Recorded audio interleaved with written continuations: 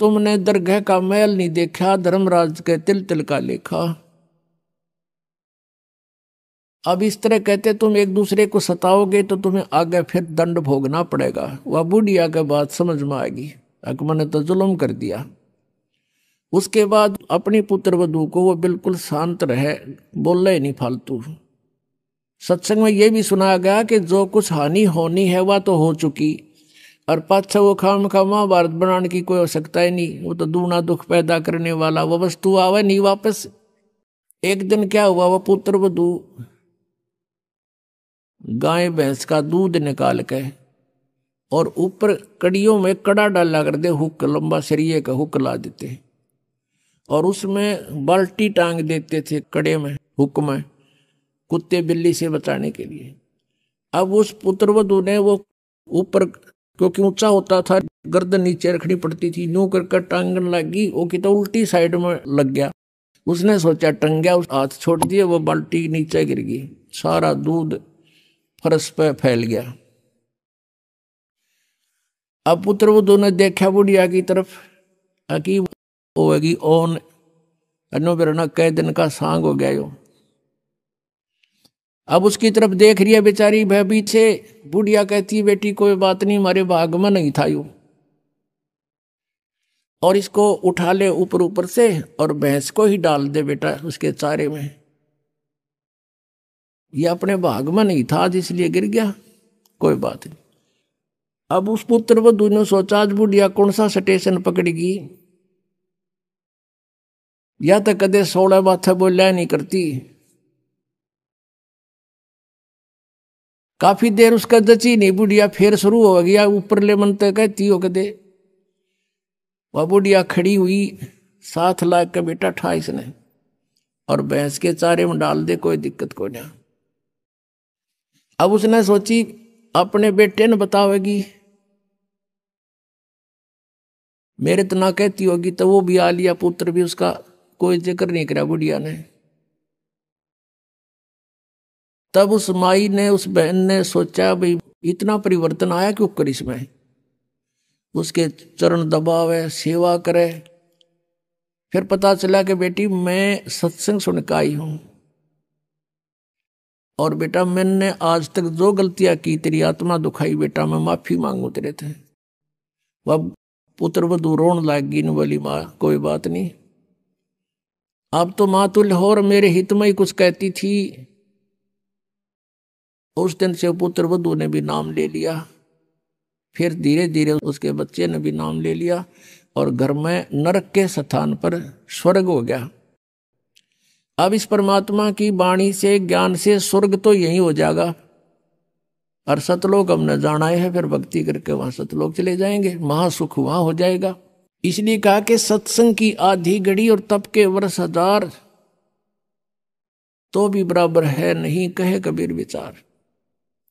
अब यहां बताते हैं परमात्मा कि ये स्थान तुम्हारा नहीं है, और तुम यहां ठेकेदार बन गए, मालिक बन गए। मालिक तो एक ही है, हम सब उसके बच्चे हैं, और उसने आपको जो संतान दी है वो उसके बच्चे हैं, आप मानो चाहे ना मानो। और आपने ये नहीं कि अपना कर्तव्य से दूर होना है, परमात्मा के बच्चे जान के उसके डर से उनकी सेवा करनी है। जिसका जितना भी जो आपका कर्तव्य कर्म है वो करना है, उनको पढ़ाना है तो पढ़ाना है, कपड़े वस्त्र की आवश्यकता वो भी व्यवस्था करनी है, विवाह शादी भी करनी है, तो परमात्मा के बच्चे जान के करनी है।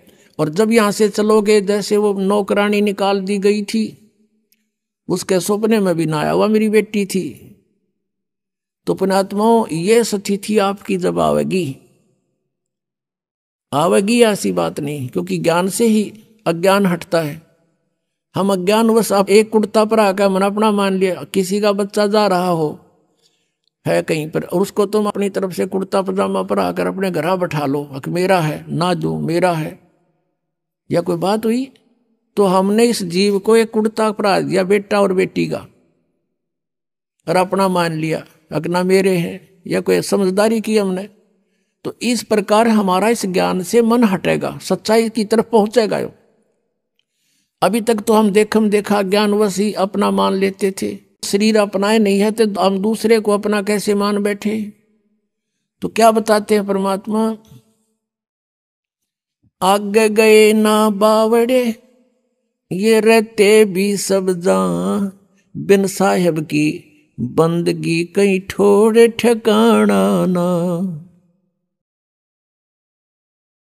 जो यहां से मृत्यु को प्राप्त होकर चले गए उन्हें तो आके बताया नहीं हम कहाँ गए, के बनी हमारे साथ। और जो शेष बचे हैं वो भी जाएंगे, बिन साहेब की बंदगी की तो ठोर ठिकाना ना। आज तुमने अपनी आकार कोठी मान रखी है मेरी है, कल मृत्यु होगी, पुण्य कर रखे आप जाओगे स्वर्ग में, स्वर्ग का समय आपका निर्धारित होगा, वो पूरा होते ही वहां से कहेंगे चलो चलो नरक में, नरक का समय पूरा होता कहेंगे चलो चलो गधे की योनि में, गधे का समय पूरा होता मृत्यु होगी, मृत्यु होती चलो फिर कुत्ते की योनि में, कुत्ते की योनि भोगी फिर चलो मनुष्य की योनि में, मनुष्य की योनि में ये आप देख रहे हो क्या करते हो, ये करते खत्म होते फिर चलो नरक में। तो ये चलो चलो सतलोक में मिटेगी। और उसके मिटाने का प्रोसीजर अब हमें पता लग गया, अब इस चलो चलो के नाश करने का समाप्त करने का हमें पता लग गया, वह विधि का पता लग गया। परमात्मा ने क्या बताया है, जग सारा रोगिया रे जिन सतगुरु वेद न जाण्या, जग सारा रोगिया रे, जग सारा रोगिया रे जिन सतगुरु वेद न जाण्या, जग जग सारा रोगिया रे जिन सतगुरु वेद न जाण्या, जग। भाई जन्म मरण का रोग लगा है तृष्णा बडरी खांसी, जन्म मरण का रोग लगा है तृष्णा बडरी खांसी, आवागमन की डोर गले में पड़ी काल की फांसी, जग सारा रोग रे जिन सतगुरु वेद न जाण्या, जग जग सारा रोगिया रे जिन सतगुरु वेद न जाण्या, जग सारा रोगिया रे। भाई सच्चा सतगुरु कोई न पूजे इन झूठों जगपतियासी, सच्चा सतगुरु कोई न पूजे इन झूठों जगपतियासी, अंधे की बाँ गही अंधे ने मार्ग कौन बतासी, जग सारा रोगिया रे जिन सतगुरु वेद न जाण्या, जग सारा रोगिया रे, जग सारा रोगिया रे जिन सतगुरु वेद न जाण्या, जग सारा रोगिया रे। भाई देखा देखी गुरु से बन गे किया ना तत्व विचारा, देखा देखी गुरु से बन गे किया ना तत्व विचारा, गुरु से दोनों के सिर पे काल ठोके पंजारा, जग सारा रोगिया रे जिन सतगुरु वेद न जाण्या, जग जग सारा रोगियो रे जिन सतगुरु वेद न जाण्या, जग। भाई सार शब्द सर जीवन बूटी गैस गैस अंग लगावे, सार शब्द सर जीवन बूटी गैस गैस अंग लगावे, कहे कबीर तुम सतकर मानो ये जन्म मरण मिट जावे, जग सारा रोगिया रे जिन सतगुरु वेद न जाण्या, जग जग सारा रोगिया रे जिन सतगुरु वैद न जान्या। जग सारा सार शब्द सर जीवन बुट्टी गैस गैस अंग लगावे। सार शब्द सर जीवन बुट्टी गैस गैस अंग लगावे। कहे कबीर तुम सत कर मानो ये जन्म मरण मिट जावे। जग सारा रोगिया रे जिन सतगुरु। जग सारा रोगिया रे जिन सतगुरु वैद न जान्या। जग अब इसमें ये बताया कि भाई जन्म और मरण का ये रोग लगा हुआ आपके, और जब तक जन्म मृत्यु का रोग है जीव सुखी नहीं रह सकता। और ये आवागमन की डोर गले में और पड़ी काल की फांसी। फिर क्या बताते हैं कि सच्चा सतगुरु कोई नहीं पूजे इन झूठों जगपतियासी। सच्चा संत परमेश्वर आए थे उस समय किसी ने मालिक को स्वीकार नहीं किया। और जितने ये झूठे लोग थे परमात्मा कहते थे कि ब्रह्मा विष्णु महेश ये नासवान हैं, इनकी जन्म मृत्यु होती है। और इन तीनों गुणों की भक्ति में ये भूल रहा संसार। कह कबीर निज नाम बिना कैसे उतरो पार। तो इस बात का विरोध करवा दिया उन झूठे गुरुओं ने कि कबीर झूठ बोलता है, ये जुलाहा है, क्या जाने संस्कृत को। क्योंकि संस्कृत के पढ़ने वाले ब्राह्मण अधिकारी होते थे। परमात्मा कहा करते थे कि सच्चा सतगुरु कोई ना पूजे झूठों जगपतियासी। इन झूठों पर विश्वास किए बैठे हैं और अंधे की बाँ पकड़ रहा अंधा। इनके गुरु भी अंधे और अनुयायी तो अंधे होते ही हैं, वो गुरु जी के अनुसरण करते हैं। अंधे की बाँ गई अंधे ने मारे कौन बतासी। अपने आत्माओं हमारा पवित्र हिंदू धर्म में जन्म हुआ और हम श्री राम श्री कृष्ण विष्णु और भगवान शंकर को जैसा लोकवेद हमने इनकी कथा सुन रखी थी, इनके बारे में सर्वेश्वर मानते थे, सर्व पाप नाशक जानते थे, समर्थ शक्ति मानते थे, सारे ब्रह्मांडों का रचनहार मानते थे, अजन्मा मानते थे। तो किन्होंने बताया? नकली गुरुओं ने, अंधे गुरुओं ने, जिन्हें वो स्वयं भी अंधे थे, हमें भी हाथ पकड़ दिया कि हमें सब कुछ दिखाई देता, आ जाओ हमारे पीछे पीछे। जबकि उनकी जीवनी में लिखा है कि ब्रह्मा विष्णु महेश नासवान है। पुणात्माओं ये कंसेप्ट क्लियर करना अति आवश्यक हो जाता है, क्योंकि ये बहुत बड़ा अज्ञान हो गया है। और इस अज्ञान का नाश करने के लिए जरा सा भी कोई लूज पॉइंट रह गया तो जीव समझ नहीं सकेगा और नकलियों का दाव लग जाएगा कि देखो ब्रह्मा विष्णु महेश को ये तो नासवान बताता है। और भी ये प्रमाण दिखा दूंगा, आप पे चुप कर दोगे उनको कि देखो ये तो पुराणों में लिखा है, क्या ये अपने आप बता रहे हैं? तो वो दुष्ट जो अभी तक आग लगाते आए हैं समाज में, उनकी दाल निकलेगी। पुणात्माओं दास को इन सदग्रंथों की जैसे वेदों, गीता और पुराणों की कति आवश्यकता नहीं, क्योंकि जो ज्ञान दास को मिला है वो तत्व ज्ञान है, वो सूक्ष्म ज्ञान है। और कहते हैं ये चारों वेद सूक्ष्म वेद के पूता, वो सूक्ष्म वेद के पुत्र हैं ये, यानी पूर्ण कंप्लीट ज्ञान तो उसके अंदर है। बाकी वेदों में इनकम्प्लीट नॉलेज है बिल्कुल सही जितना लिखा है, लेकिन अधूरा है। जैसे मैट्रिक का सिलेबस होता है वो गलत नहीं होता, लेकिन वो MA BA PhD का नहीं होता। और PhD MA वाले में नीचे का भी सारा ही कुछ होता है। लेकिन ये सदग्रंथ आपके लिए रखता है ये दास। ये मेरी लालटन है अंधे वाली। एक अंधा व्यक्ति रात्रि के समय चला जा रहा था खेतों में, जंगल में। आगे से बच्चे आ रहे थे शोर मचाते हुए, उछल कूद करते हुए। उस अंधे सूरदास ने कहा, बच्चा देखना देखना भाई मैं अंधा हूं, ध्यान से चलना बेटा। और लालटेन ले रखी हाथ में जगती हुई। उन्होंने पूछा कि बाबा सचमुच आप अंधे हो? वो चारों तरफ घूम गए, कहाँ बेटा मैं अंधा हूं। फिर लैंप किस लिए ले रखा आपने? कि तुम आंखों वालों के लिए कहीं मेरे में टक्कर मार दो, बुढ़े दे ही तोड़ दो। बीस रोशनी में तुम मुझसे टल जाओ एक तरफ से, मुझे ना कोई हानि पहुंचा जाओ, अंधेरे में दो खेत हैं।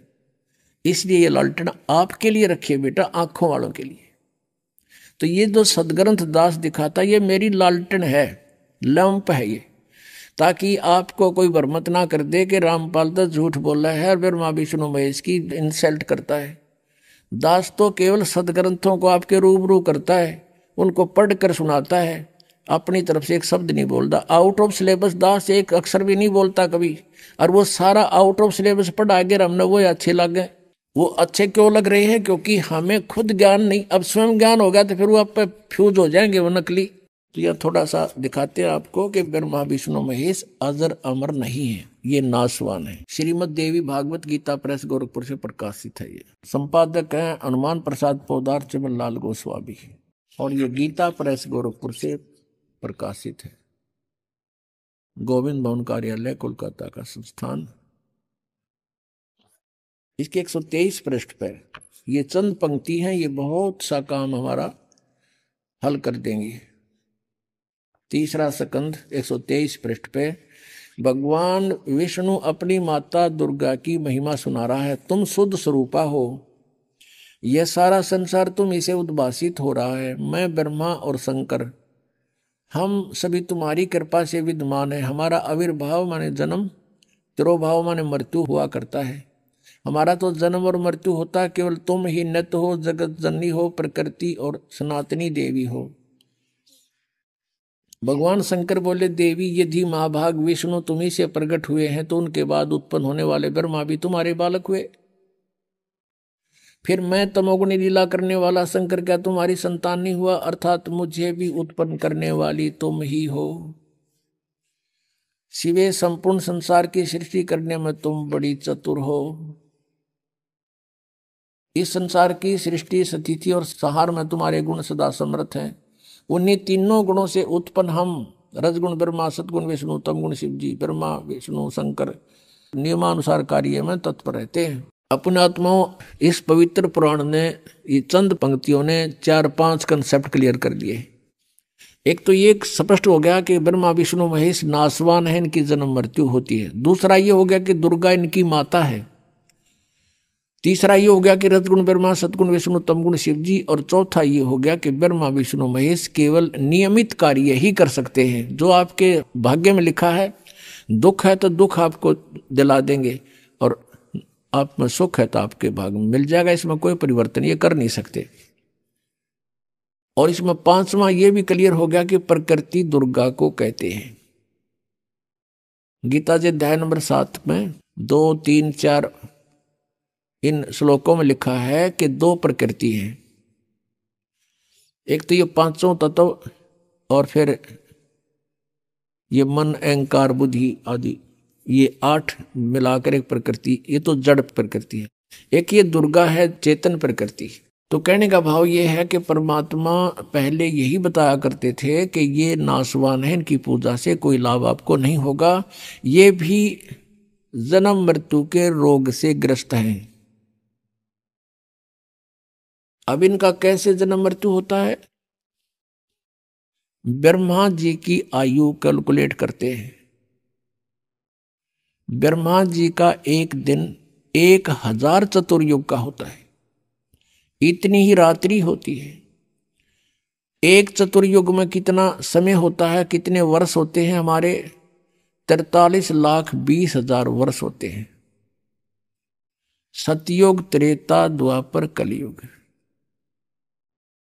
अब जैसे कलयुग का जो समय है 4,64,000, इससे दुगना है द्वापर का, 3 गुना त्रेता का, और 4 गुना इससे सतयुग का समय है। तो कुल मिलाकर ये 43,20,000 वर्ष बन जाते हैं।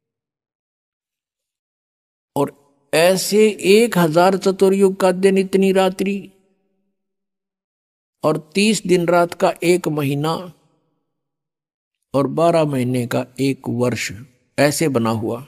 ऐसे 100 वर्ष की आयु है ब्रह्मा जी की। इससे 7 गुना अधिक है विष्णु जी की, यानी 700 वर्ष। और विष्णु जी से 7 गुना भगवान शिव की, शंकर की, यानी 4900 वर्ष ऐसे बने हुए वर्ष, और फिर भी इनकी मृत्यु। और जब 70,000 बार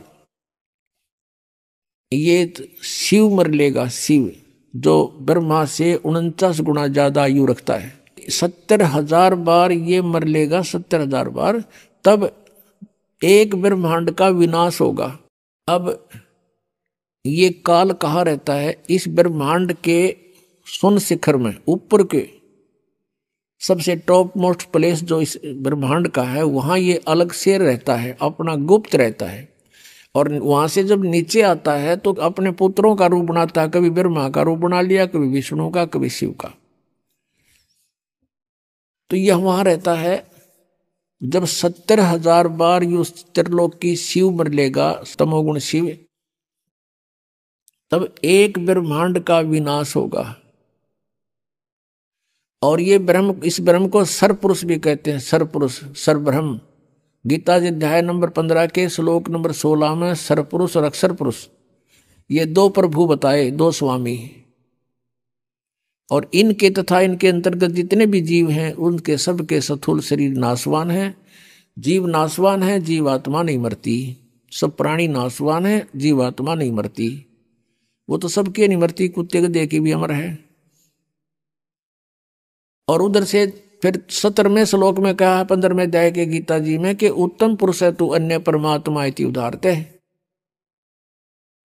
वो वास्तव में परमात्मा तो इन दोनों से अलग है, सरपुरुष और अक्षर पुरुष से। उसी को भगवान कहते हैं। परमात्मा माने भगवान। भगवान का अर्थ होता है जो केवल सुख दे, दुख ना दे, उसको परमात्मा कहते हैं। और फिर कहा कि वही तीनों लोकों में प्रवेश करके सबका धारण पोषण करता है, वो है अविनाशी भगवान। अब जैसे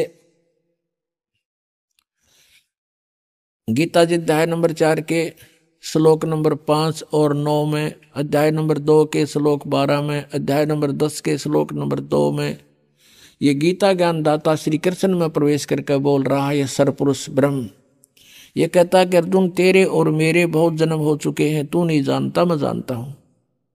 मेरे जन्म और कर्म अलौकिक हैं। इसके जन्म कैसे अलौकिक है और कर्म कैसे अलौकिक है? इसके जन्म ऐसे अलौकिक हैं जैसे मृत्यु होगी, एक ब्रह्मांड का विनाश हुआ, सभी प्राणियों का नाश हुआ, सभी तत्व आपस में बिल्कुल इसमें आग लग जाएगी एक ब्रह्मांड में, और इसमें कण कण धूल धूल हो जाएगी। फिर अपने हिसाब से जैसे परमात्मा ने पहले इन सब पृथ्वी को उत्पन्न किया, सब जल सब तत्व बनाकर दे दिए, फिर विधान बनाकर छोड़ दिया, इसलिए ये सारे प्राणी नेक्स्ट ब्रह्मांड में चले जाते हैं ऑटोमेटिक परमात्मा के विधान अनुसार।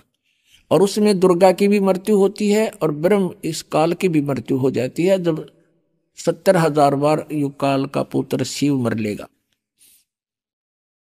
और ये एक युग होता है किसका? अक्षर पुरुष का। ये एक युग हो गया अक्षर पुरुष का। ओहो, अब फिर क्या होगा कि यहां से सभी प्राणी दूसरे ब्रह्मांड में चले जाएंगे। 21 ब्रह्मांड है इस काल के पास। उस ब्रह्मांड में जाते ही परमात्मा ने विधान बना रखा है कि इन दोनों का, दुर्गा का और इस ब्रह्म का, अपने आप युवा शरीर निर्मित हो जाता है वहां जाते ही। जैसे आप देखते हो वर्षा के दिनों में आप छत पर होते हो, वर्षा आई और थोड़ी सी देर में क्या देखते हो, वहां मेंढकी फुदक रही है। वो कहां से आएगी? उस 5 तत्वों के संयोग से अचानक ऐसा एटमॉस्फेयर बन गया कि वो अपने आप उनका शरीर बन गया। आप देखते हो इनमें गेहूं में कीड़े हो जाते हैं, यानी सुरसी हो जाती है, अपने आप हो गई, लेकिन अन्य प्राणी नहीं हो सकते। ऐसे वहां पर उस स्थिति में केवल इन दोनों का शरीर युवा बन जाता है और वहां पर पहले से ही सृष्टि तैयार होती है, फलदार वृक्ष होते हैं परमात्मा के विधान अनुसार। फिर ये धीरे धीरे अपनी पत्नी से, दुर्गा से, कुछ वचन से, कुछ अपने सृष्टि कर्म से इन 3 पुत्रों की उत्पत्ति करता है, इनको अपने प्रधान बनाता है और 3 लोगों का एक एक विभागीय मिनिस्टर बना करके स्वयं मुख्यमंत्री का रोल करता है। तो इस प्रकार इनके जन्म और कर्म अलौकिक हैं। ये अपने आप को इसलिए अजन्मा कहता है, लेकिन इसका जन्म होता है तरीका दूसरा है और मृत्यु होती है। पुण्यात्माओं, जब ये ब्रह्मांड में आग लगती है, ये बहुत बुरा हाल होता है दुर्गा का, और इसका ये सबसे लंबी उम्र के यही है। और ये जब आग लगती है तो सिद्धि से उड़कर भागने की चेष्टा करते इधर उधर, इधर उधर खूब भागते हैं अपने उस लोक में जान बचाने के लिए, और इनको इतना बुरी तरह जल के मरते हैं ये जिंदा, और हाहाकार मचाते हैं, तौबा मचा देते हैं, बुरा हाल हो जाता, अचेत होकर गिर जाते हैं। जब ये पूरा ब्रह्मांड का नाश हो जाता है, ये ऑटोमेटिक ही सभी प्राणी वहां जाते हैं, फिर ये युवावस्था में आ जाते हैं। जैसे हम माँ के गर्भ में कितने पीड़ित थे, और पहले ना जाने कौन से जन्म में कितना कष्ट भोग कर हमारी मृत्यु हुई थी, वो हमें आज याद नहीं, फिर मकवाद वहीं जो की तो ऐसा ही इसके साथ बनता है। अब ये एक युग हो गया अक्षर पुरुष का, जब एक ब्रह्मांड का नाश और काल ब्रह्म की मृत्यु का समय, तो ऐसे 1000 युग का दिन, ऐसे 1000 युग का इस अक्षर पुरुष का दिन, और इतनी ही रात्रि। ओ तेरा गजब हो, कैलकुलेशन भूल जाओ, 43,20,000 ने साथ रखे थे, वो तो चतुर्युग छोड़ दिया, फिर युग ऐसे शुरू हो गए। और ऐसे ही 30 दिन रात का महीना अक्षर पुरुष का, और 12 महीने का 1 वर्ष, और 100 वर्ष की आयु। वेदों में आपने देखा होगा 7 वर्ष लिखा, 100 वर्ष, तो सबकी 100 वर्ष कैलकुलेटेड है, लेकिन उनके वर्ष बहुत लंबे चौड़े हैं। तो ऐसे इस अक्षर पुरुष की मृत्यु होगी इतने 100 वर्षों के बाद, इतने लंबे पीरियड के बाद। और इसलिए इसको अक्षर पुरुष कह दिया, क्योंकि ये काफी चिर स्थायी है, बहुत लंबे समय तक रहता है इसलिए। लेकिन ये भी नाशवान है, परमात्मा कहते हैं। और 5वां उत्तम पुरुष तु अन्य परमात्मा इति उदारत, ये लोग तरम आविश्य विवर्ती अवैश्वर है, वो अविनाशी परमात्मा है। तीसरा कौन है? गीता जी अध्याय नंबर 7 के श्लोक नंबर 29 में अर्जुन से कहा काल ने कि जो व्यक्ति तत्ब्रह्म से परिचित है, सारे अध्यात्म ज्ञान से परिचित है, सब कर्मों से परिचित है, वो केवल जरा और मरण से ही छूटने का प्रयत्न करते, उसे मोक्ष चाहते। अर्जुन ने 8वें अध्याय के प्रथम मंत्र में पूछा, फिर किम तत्ब्रह्म, वो तत्ब्रह्म कौन है? 8वें अध्याय के 3रे श्लोक में उत्तर दिया काल ने, ब्रह्म गीता ज्ञानदाता ने, कि वो परम अक्षर ब्रह्म है। अपने जन्म कर्म और इसने बता दिया मेरी भी जन्म मृत्यु होती है अर्जुन, तेरी भी होगी, मेरी साधना करेगा तो भी तेरी जन्म मृत्यु और मेरी भी रहेगी, हम स्थायी नहीं हो सकते। और जब तक जन्म मृत्यु समाप्त नहीं होगी शांति नहीं हो सकती। 18वें अध्याय के 62वें श्लोक में कहा कि अर्जुन तू सर्वभाव से उस परमेश्वर की शरण में जा, उसकी कृपा से ही तू परम शांति को और सनातन परम धाम को प्राप्त होगा। गीता जी अध्याय नंबर 15 के श्लोक 1 से 4 में कहा कि उल्टा लटका हुआ संसार रूपी वृक्ष है, ऊपर को जड़ इसकी मूल तो समझो परम अक्षर ब्रह्म है, और नीचे को तीनों गुण रजगुण ब्रह्मा सतगुण विष्णु तमगुण शिवजी रूपी शाखाएं हैं। बीच में तना और मोटी डार जो है, सरपुरुष तो तना है, अक्षर पुरुष मोटी डार है, तीनों देवा शाखा है, ये 5 रूप संसार। परमात्मा ने बताया था अक्षर पुरुष एक पेड़ है, सरपुरुष वा की डार, और तीनों देवा शाखा है, ये 5 रूप संसार, और मूल वो स्वयं है।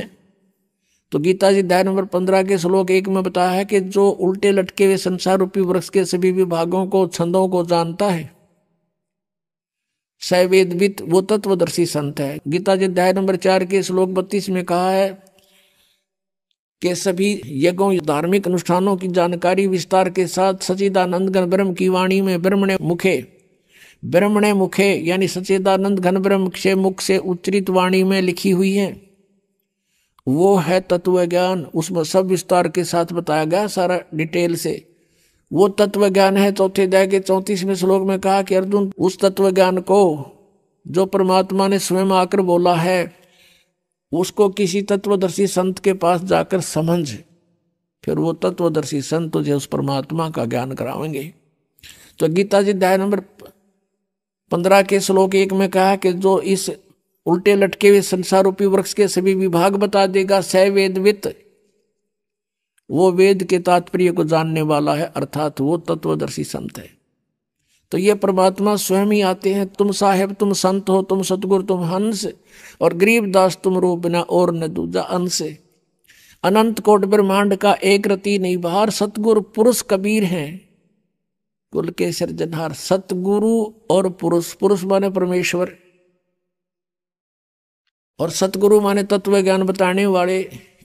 अगर तत्व ज्ञान बताने वाले सतगुरु हैं तो भी कबीर जी, और परमेश्वर है तो भी कबीर जी।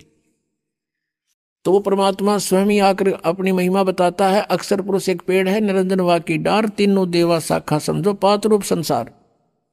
गीता जी अध्याय नंबर 15 के श्लोक 3-4 में कहा है कि जब तत्वदर्शी संत मिल जावे उसके पश्चात इस अज्ञान रूप अंधकार को तत्व ज्ञान रूपी शस्त्र से काट कर यानी समझ कर उसके पश्चात परमेश्वर के उस परम पद की खोज करनी चाहिए, जहां जाने के बाद साधक फिर लौटकर कभी संसार में नहीं आता।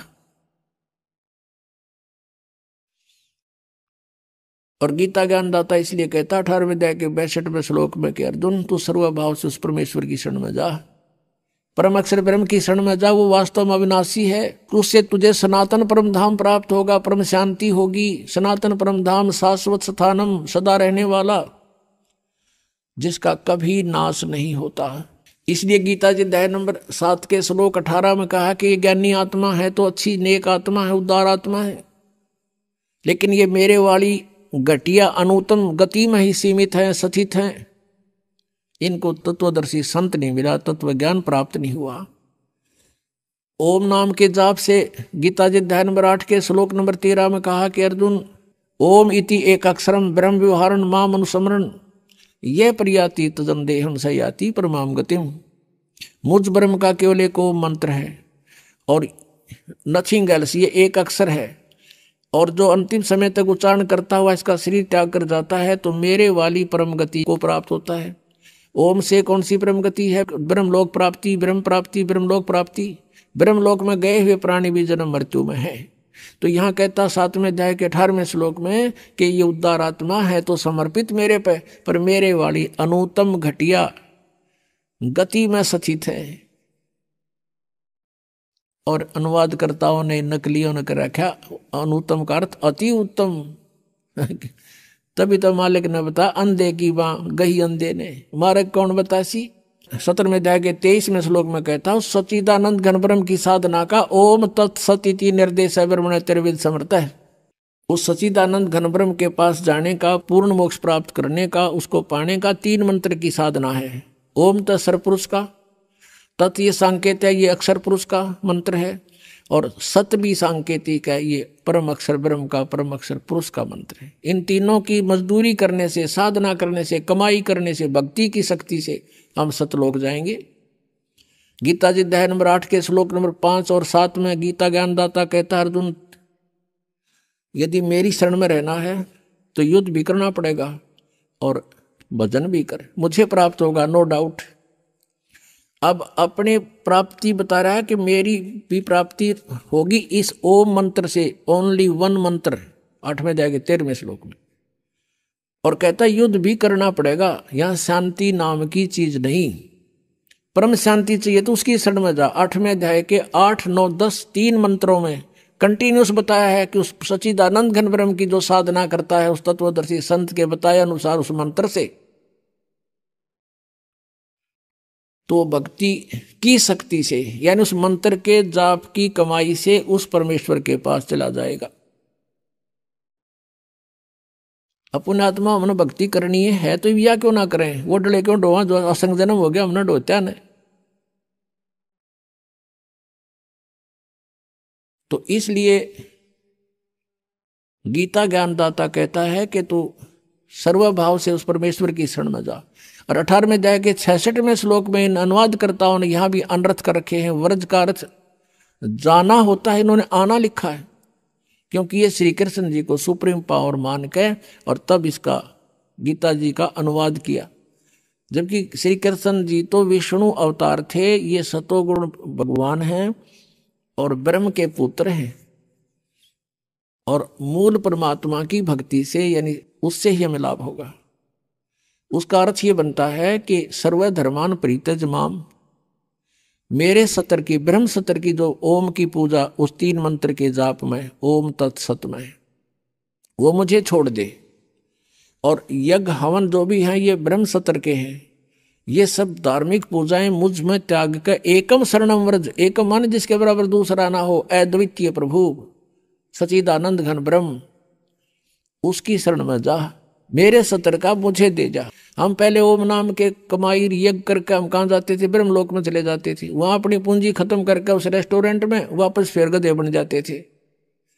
अब हमें ज्ञान हो गया, हम इस पूंजी का नष्ट नहीं करेंगे, हम सदुपयोग करेंगे, इसका कर्जा उतारेंगे, चले जाएंगे। तो इस काल को इस सब ओम नाम का जाप इसको दे देंगे, ये हमें छोड़ देगा, फिर कुत्ते गधे नहीं बनाओगा, हमें बंद में नहीं रखेगा। तब ये कहता है अहम तवा सर्व पापे व्यामोक्षामि मां शुच, मेरा कर्जा तार दे, फिर मैं तेने क्यों दुखी करूंगा, मैं नहीं रुकूंगा यहाँ पर, और फिर जा तू अपने घर ने। और ये नो कहे मेरी शरण में आ जा, सभी धर्मों के कर्मों को मुझ में छोड़ मेरी शरण में आ जा। उसकी शरण में तो पहले था ही वो। दूसरे अध्याय के 7वें श्लोक में अर्जुन कहता है कि आप मेरे गुरु हो, मैं आपकी शरण हूं, मेरी बुद्धि काम करना बंद करगी, मेरे हित में जो हो तुम वो बताओ। अब 18वें अध्याय के 66वें श्लोक में ये अज्ञानी कहें कि श्री कृष्ण अपने ही शरण माने को कहता, प्रथम तो श्री कृष्ण बोल ले नहीं रहा, उसमें बोल रहा काल। अगर श्री कृष्ण मानकर चलते हो तो पहले कह रहा अर्जुन के मैं तो आपकी शरण में हूं, आपका शिष्य हूं, और बता शरण में की जा, उसके अंदर बढ़े। तो ये बिना ज्ञान की बातें थी, हमें मूर्ख बना रहे थे ये नकली गुरु, संस्कृत की भाषा जान के, यह आत्मिक ज्ञान नहीं था इनके पास। तो अंधे की बाँ गई, अंधे ने मारे कौन बतासी। अब क्या बताते हैं, मन तू चल रे सुख के सागर, जहां शब्द सिंधु रत्नागर, कोटि जन्म तन भर मत होगे, कुछ ना हाथ लग्या रे, कुकर सुकर खरबया बोरे, कौआ हंस बुगारे, सुखदेव ने 84 भुगती बना पजावे खरवो, तेरी क्या बुनियाद पुरानी, तू पेंडा पंथ पकड़वो, कोट जन्म तन भर मत होगे, कुछ ना हाथ लग्या रे, कुकर सुकर खरबया बोरे, कौआ हंस बुगारे, कोटि जन्म तू राजा की न्या, मिटी न मन की आशा, भिक्षुक होकर दर दर घूम लिया, मिला न निर्गुण रासा, इंद्र कुबेर ईश की पदवी, ब्रह्मा वरुण धमराया, विष्णुनाथ के पुर को जाकर फिर भी वापस आया, असंग जन्म तन मर्त्या होगे, जीवित क्यों न मरे रे, और 12 मद मैल मठ बोरे, बहुर न देह धरे रे, दोजक भिष्ट सभी ते देखे, राजपाट के रसिया, 3 लोक से तरपत नाही, ये मन भोगी खसिया, सतगुरु मिले तो इच्छा मेटे, पद मिल पदे समाना, चल हंसा उस लोक पठाऊं, जो आदि अमर अस्थाना, 4 मुक्ति जहां चंपी करती, माया होरी दासी, दास गरीब अभय पद पर से, वो मिले राम अविनाशी। एक के शब्द में सारा झाड़ा दे दिया उस परमात्मा परिचित पुण्यात्मा आदरणीय गरीबदास साहिब जी ने। क्या बताते हैं, मन तू चल रे सुख के सागर, जहां शब्द सिंधु रत्नागर। अब सुख सागर क्यों कहा इसको, सतलोक को, उसको डिफाइन किया है परमात्मा की वाणी में, शंखों लहर मेहर की उपजे, कहर नहीं जा कोई, दास गरीब अचल अविनाशी, ही सुख का सागर सोई। उस सतलोक में कहते हैं आपके अंदर असंख्यों लहर मेहर की उपजेंगी, कहर नहीं जा कोई। जैसे आप कभी कभी एकांत में बैठे हो दास के साथ, तो बहुत बार बनी है ऐसी बातें, ऐसी बहुत बार हिलोर उठती हैं, जब वो एक तरंग आती है मेहर की, उस समय कोई भी बुरा दिखाई नहीं देता। दुश्मन भी जो हमें दुख दे रहा है उसके प्रति भी बिल्कुल दुर्भावना नहीं रहती, कोशिश करने से भी दुर्भावना नहीं आती। उसके अवगुणों को भी गिनते हैं तो भी दुर्भावना उत्पन्न हृदय में नहीं आती, और वो होती है कुछ समय की। फिर उसके जाने के बाद जो का त्यों कहर टूट जाता है। उसने ऐसा क्यों किया, उसने ऐसा कैसे कर दिया, वो घाटा हो गया, वहां ऐसे नुकसान हो गया, फलाना ऐसे करना है, यानी वो कहर की लहर फिर शुरू होगी। तो परमात्मा कहते हैं वहां सतलोक के अंदर ये शंखों लहर मेहर की उपजे और कहर नहीं जा कोई, कोई कष्ट नहीं, ना बुढ़ापा ना मृत्यु, सदा युवा शरीर रहेगा। और वहां जो शरीर बनेगा शुक्रम अकायम ऐसनाविरम, वो इस नाड़ियों के जोड़ से नहीं बनेगा वहां शरीर हमारा, श्वास से नहीं चलेगा, वो एक तत्व से बनता है। जैसे यहाँ 5 तत्वों से शरीर बना है, इसमें कहीं 5 तत्व दिखाई देते हैं आपको, और कितना सुंदर बना रखा है, और बिल्कुल 5 तत्वों का मेल है। इसका योग कैसे बनाया, जैसे अन्न हो गया, अन्न खाया, अन्न से फिर शक्ति बनी, शक्ति से फिर शरीर बना, उसका ऐसा प्रारूप बदल कर ऐसा बना दिया। ऐसे वहां एक तत्व से, नूर तत्व से हम सभी का शरीर बनेगा, और वो शरीर ऐसा होगा जैसे 16 सूर्य जितना तेज होगा आपके शरीर का, प्रत्येक आत्मा का। लेकिन परमात्मा का भी शरीर है, अपने ही जैसा है, उसका बहुत तेजोमय शरीर है सतलोक के अंदर। उनके एक रोमकूप में करोड़ सूर्य करोड़ चंद्रमा दोनों की मिली जुली रोशनी भी फीकी है भगवान के एक रोमकूप के नूर के सामने। और हम सब आत्माओं का 16 सूर्य जितना सुंदर, यानी इतना तेजों में और बहुत ही खूबसूरत शरीर होगा। अब क्या बताते हैं, कोटि जन्म तन भरमत हो गए, कुछ ना हाथ लगा रे। पुण्यात्माओं, अभी तो आपको ज्ञान अभी इतना गहनता से ग्रहण नहीं किया आपने, अंदर समाया नहीं आपके अंदर। जब ये सच्चाई हृदय मान लेगा ना, आपका आत्मा मान लेगी 100 की 100 सच्ची है जो परमात्मा ने बताई। और अब इसको सत्य को सत्य मानने में देर नहीं लगेगी। अपने थोड़े से फार्मूले याद रखो। सभी वेद कहते हैं परमात्मा ऊपर रहता है, मनुष्य सदृश शरीर में है, और वहां से वो गति करके आता है। और यहाँ के क्या लीला करता है, जब वो बालक रूप धारण करके, शिशु रूप धारण करके प्रकट होता है, तालाब के ऊपर, जल के ऊपर, कमल के फूल पर विराजमान होता है। यानी जल के ऊपर विराजमान होने से उसको नारायण कहते हैं। अब पता लग जाएगा वो है कौन। और जो छोटे बालक जब होता है उसको कोई पुण्यात्मा संस्कारवश निसंतान दंपति उठा के ले जाती है। प्रत्येक